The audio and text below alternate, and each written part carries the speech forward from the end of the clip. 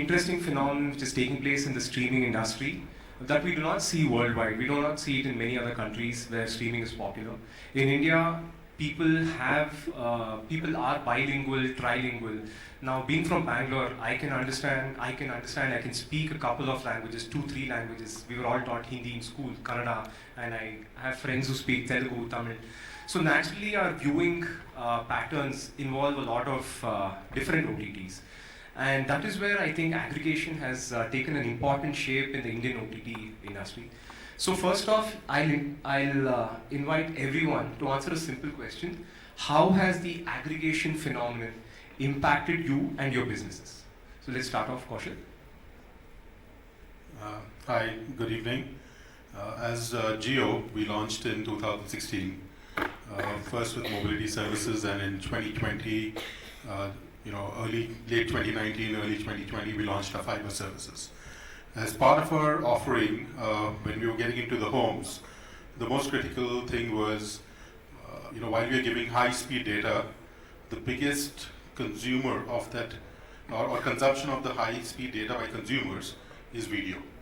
To enable India to fearlessly use data and not be worried about a bill shock, we wanted to enable, and we rolled out JioTV, which was our linear and 7-day catch-up service. After that, we rolled out our offering on the VOD side, which was earlier JioCinema. Now it's moved to the broadcast side. We also launched JioTV Plus, which was aggregation of OTT services. So we had 16 OTT services bundled along with all the other content. So users could either come in and take a base pack with only free content, which is ad supported.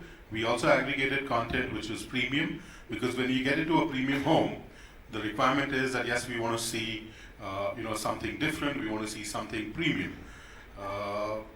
COVID was also a catalyst for a huge shift in this business, where suddenly you didn't have fresh content, people were looking at getting entertained, didn't have anything to do at home, and then they started experimenting with all the bundled services which are coming to them.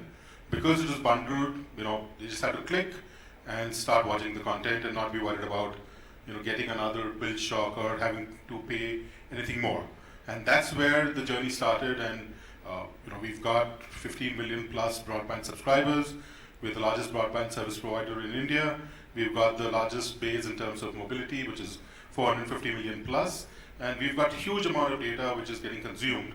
And video is the biggest driver, be it YouTube Premium, be it Netflix, Amazon, you name it. You've got viewers, watching, subscribers consuming content as part of their OTT entitlements. Vijay? Yeah. So this is Vijay from Namaflix. Navaratri Shubhashayaguru. So for all happy festivals. So when we started Namaflix, I'm basically from a gaming background. So OTT was very new to me.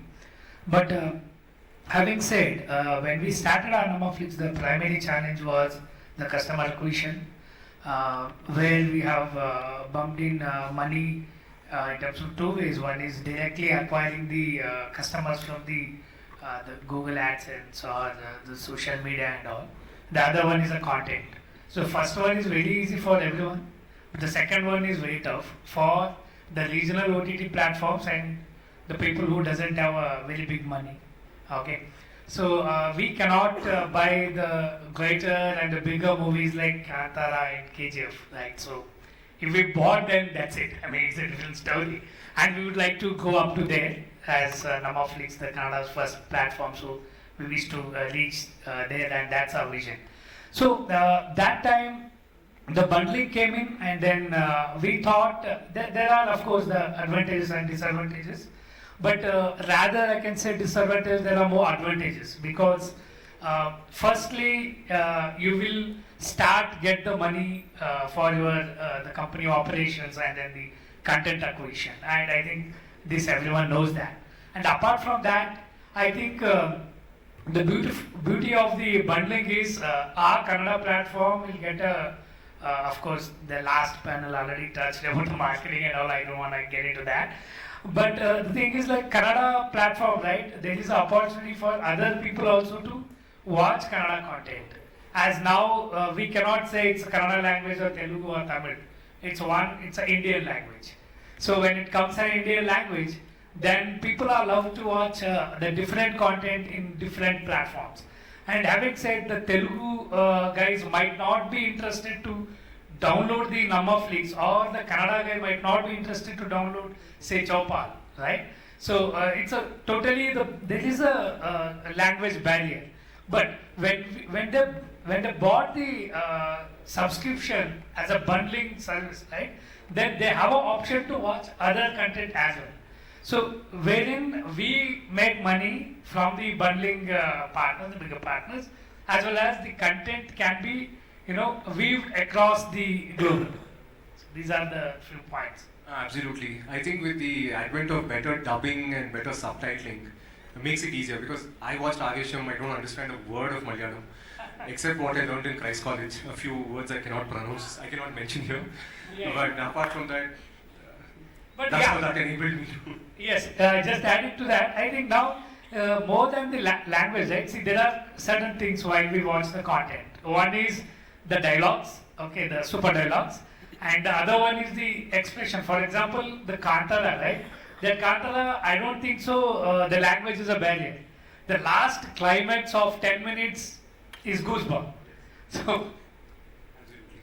Dilip, the impact bundling and aggregation has had on you and your business. So we started late. Our focus was to build a brand right from day one.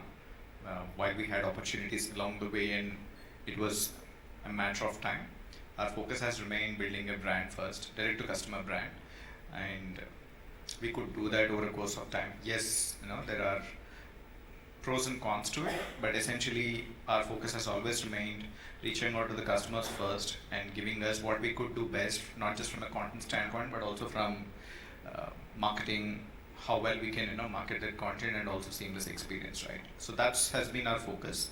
Having said that, I think it has its advantages. The reach is massive. Again, if I have to refer back to the Ormax Media report, if the direct-to-customer business size is X, the B2B side of the business is 2X, right? The opportunity size is massive that way. It was about a matter of time when we embark on it. So from an impact standpoint, reach, tremendous reach that the bundle partners that provide us, and finding the right pockets of these opportunities across the partner ecosystem, whether it is telcos, ISPs, and so on and so forth, and then landing, reaching out to the customer in ways different from direct to customer.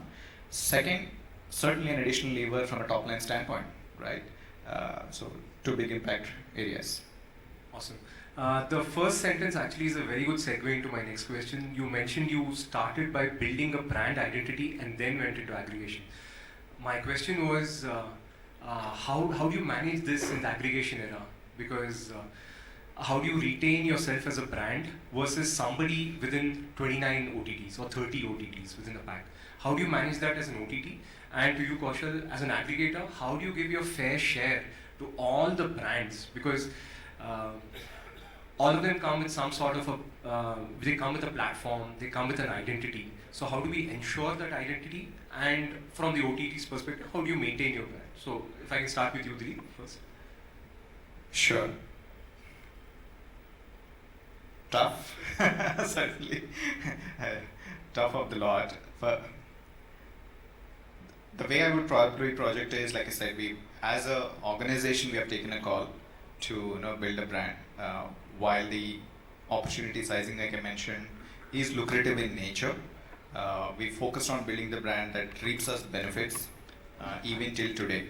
The initial years of it, from a content standpoint, from a technology standpoint, I'll give you an example. We do interactivity, so we license a reality show of Indian Idol in Telugu. It's called Telugu Indian Idol. The Hindi version that you see, we also do it in Telugu. We are currently into our third season. We just completed our third season. We do interactivity with on our platform. That's only possible if you know your audience, and you know that you have a retention strategy and engaging strategy around that customer, you can only possibly do such kind of an initiatives on your own platform. That's just one example. Second such example is we run a fairly big share of international business. Almost on a yearly basis, I'm talking about Telugu market, 250,000 student base fly out from Hyderabad every year to the US. That's substantial. We recently launched a student plan in the US, now partnering with an established entity out there. Again, possible only through focusing on the brand that we run. We could do all of this in the initial years to establish that brand. That is giving us a benefit of walking into deals with a certain merit in place. Interesting. Vijay? Yeah, I think Dilip, yeah, I agree, but in certain cases we actually did the reverse formula. Okay, well, so what we have done, we started, branding to ourselves as well as to bundling. In bundling, it was very easy for us to do the branding since there is a huge number of customers, and then the visibility is huge. And maybe in future we don't know, we might, how the AHA entered now, but in future we might come out. So we don't know about that. What you mentioned is very interesting. Contrasting answers from both of you, which says that there is almost like a tipping point, or there's a strategic decision, right? Somebody is a pure content producer, doesn't want to run a platform, or feels that their marketing dollars are not being spent properly, goes aggregation first. On your hand, you said, okay, let me build a branding strategy first and then go aggregation. So I see two perfectly valid contrasting answers. Finally, Kaushal. So we had to obviously bundle apps because we aren't a content producer and we wanted to aggregate content. Content has its own nuances. Every app has their own persona in terms of what kind of content they're making, what kind of audiences they're reaching out to. The way we made our bundle is we had the national tier, we had the international tier, and we had the regional tier. We kind of just laid out the map and said, these are the big markets, and we need to plug an offering there. We went with the partner which had, a strong standing in the market, had a tried and tested offering, which is a continuous flow of content, be it movies or be it shows which they were making.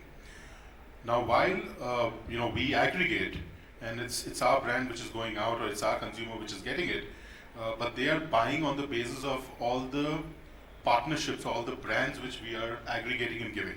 So obviously there is a merit in terms of the brands being there, because that's what's selling the packs, or that's what the consumer is coming and buying or paying for.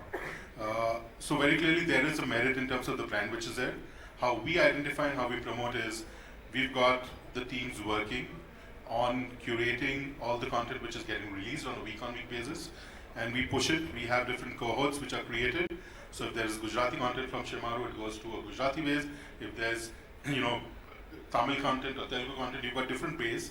And there are overlaps obviously. So South is a different way, market, Chopal is a different market. While that is there, there's also a lot of experimentation which is happening. So we've seen a lot of Malayalam content being watched by non-Malayali people. You've got a lot of crossover which is happening. Having said that, we obviously have a lot of data, and this is all data driven in terms of how much we want to promote and what we want to showcase. While we try to showcase it by the cohorts, we get a fair idea in terms of how the content is tracking. If the content is tracking, obviously we push it up, because that's a low-hanging fruit for us to drive our KPIs. And while it's easy to say just bundle it, but we also have very rigorous KPIs in terms of how much is the watch time per user, how many apps they've used, what is the kind of recovery or what is the return in terms of a value proposition to the consumer. So that's all tracked. So we obviously do push all of this. We do create, even on our app, we've got a lot of properties, and we also have a lot of digital outreach through our social handles, through SMS notifications, social media. So we obviously do promote it, do co-promotions with the partners to drive, their content. And all the thumbnails or whatever we use obviously carries their logo on top of it.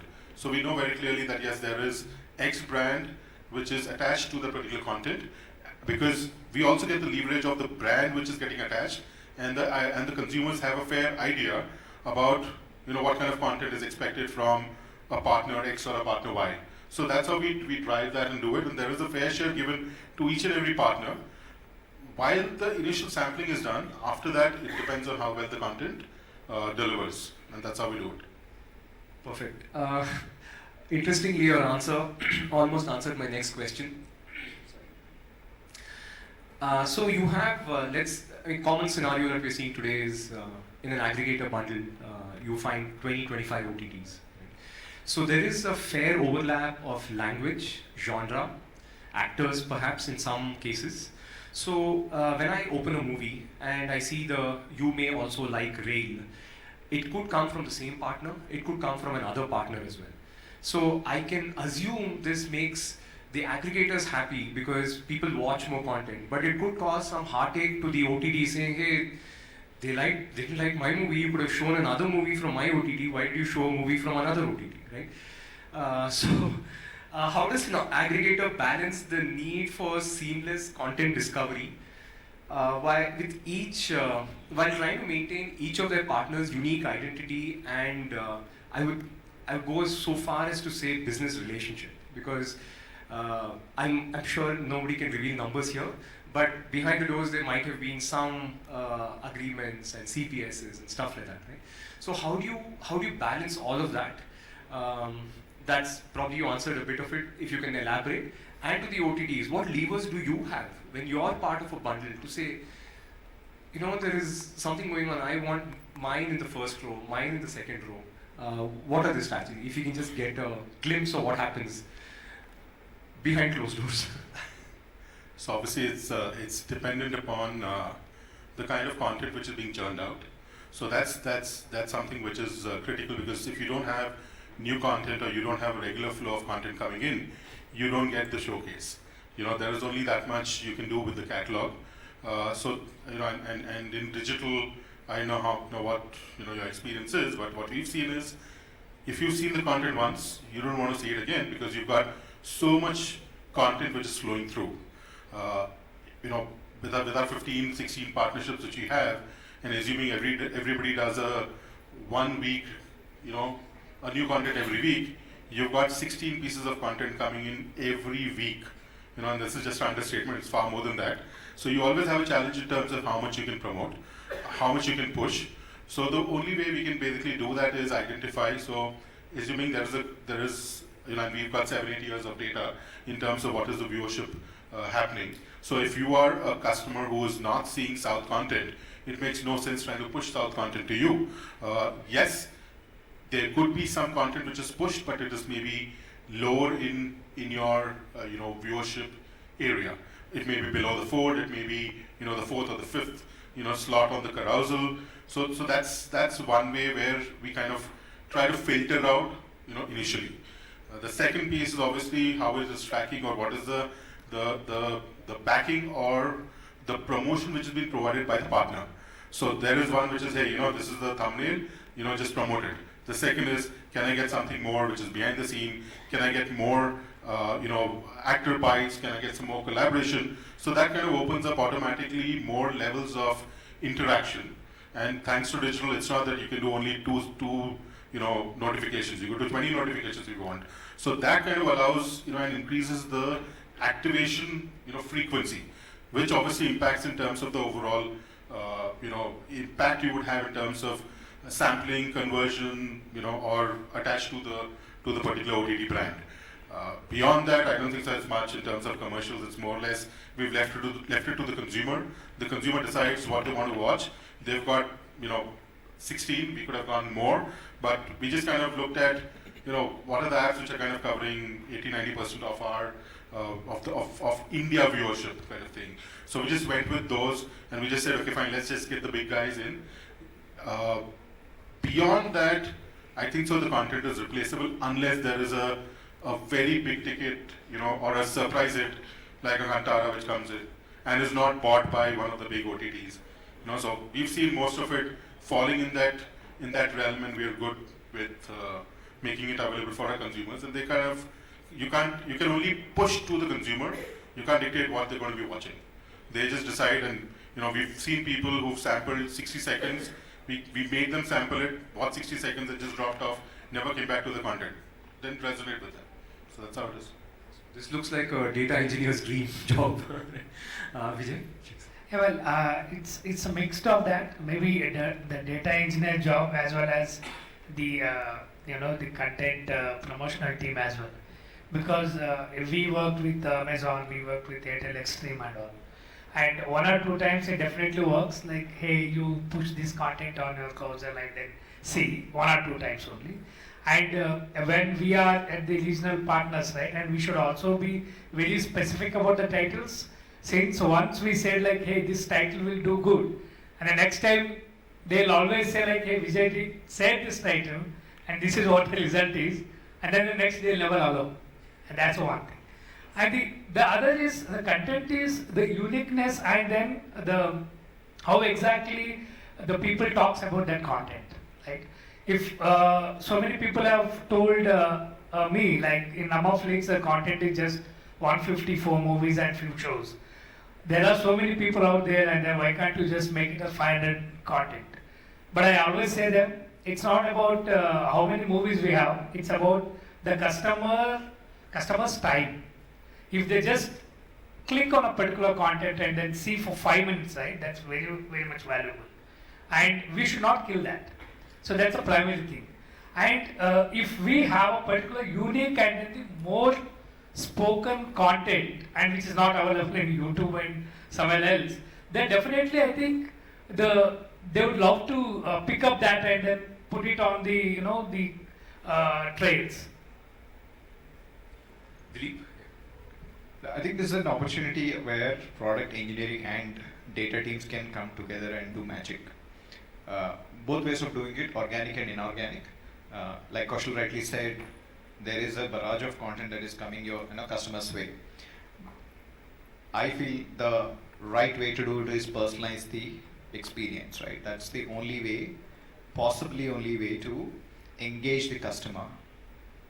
You will have to work with the teams I just mentioned and provide inorganic touch points whenever there is big content pieces. Let's say there's an IPL match or there's big tentpole show releasing, for a certain piece of content. So you show it upfront. So there's inorganic ways of doing it.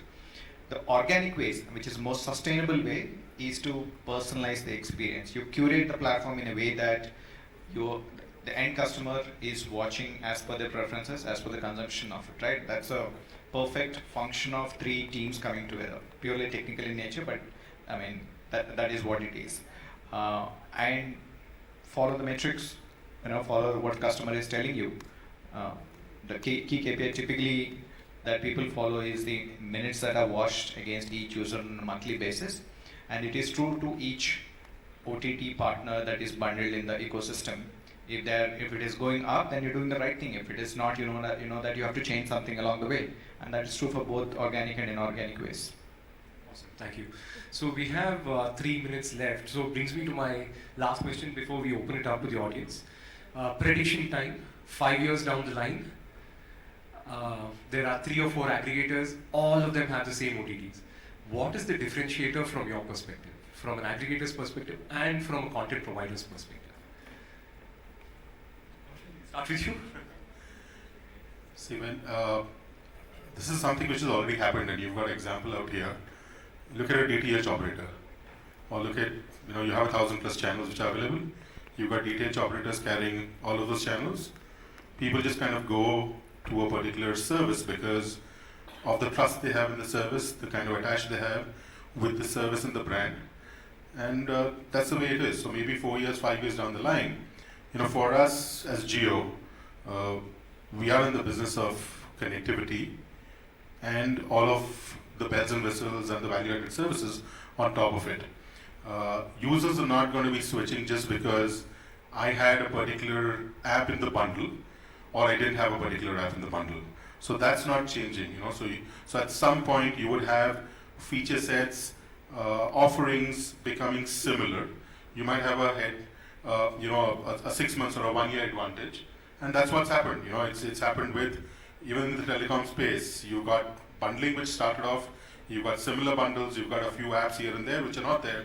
But that's not changing. People are taking, or people are with Geo for a particular reason. People are with other brands for a particular reason, and that's the way it is. So this is it's a sum of a lot of other things, which kind of gets the customer onto a particular brand and stick to the brand.